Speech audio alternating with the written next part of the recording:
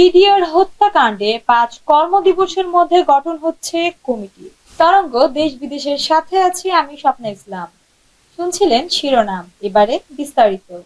BDR হত্যাকাণ্ডে ন্যায় বিচার নিশ্চিতে আগামী ৫ কার্যদিবসের মধ্যে কমিটি গঠন করা হবে বলে জানিয়েছেন স্বরাষ্ট্র উপদেষ্টা লেফটেন্যান্ট জেনারেল মোহাম্মদ জাহাঙ্গীর আলম চৌধুরী। আজ মঙ্গলবার সকালে সচিবালয়ে স্বরাষ্ট্র মন্ত্রণালয়ের সম্মেলন কক্ষে বিডিআর হত্যাকাণ্ড বিষয়ে বিশেষ সংবাদ সম্মেলনে তিনি কথা জানান।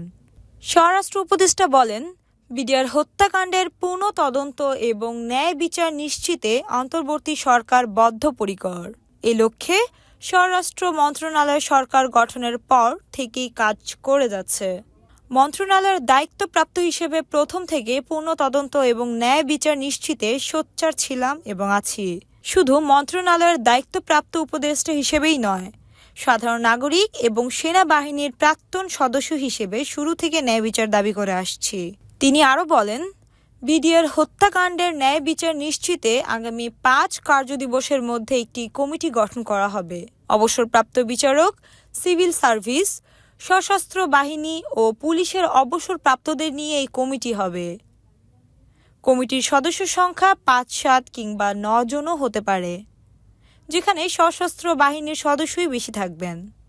নতুন তদন্ত কমিটি গঠন হবে উল্লেখ করে তিনি আরও বলেন, বিডিআর হত্যাকাণ্ডের বিষয়ে পূর্ণ তদন্তের আদেশ দিতে পারেন আদালত।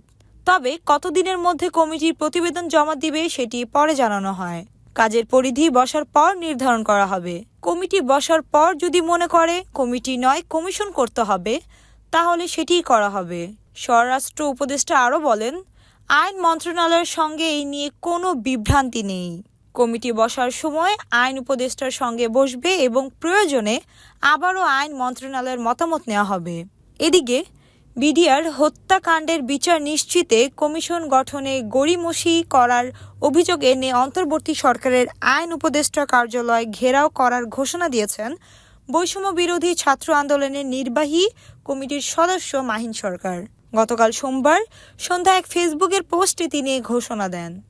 এদিকে সমন্বয়ক মাহিনের সঙ্গে সংহতি প্রকাশ করেছেন বৈষম্য বিরোধী ছাত্র আন্দোলনের আহ্বায়ক হাসনাত ও সমন্বয়ক সার্জিস আলম।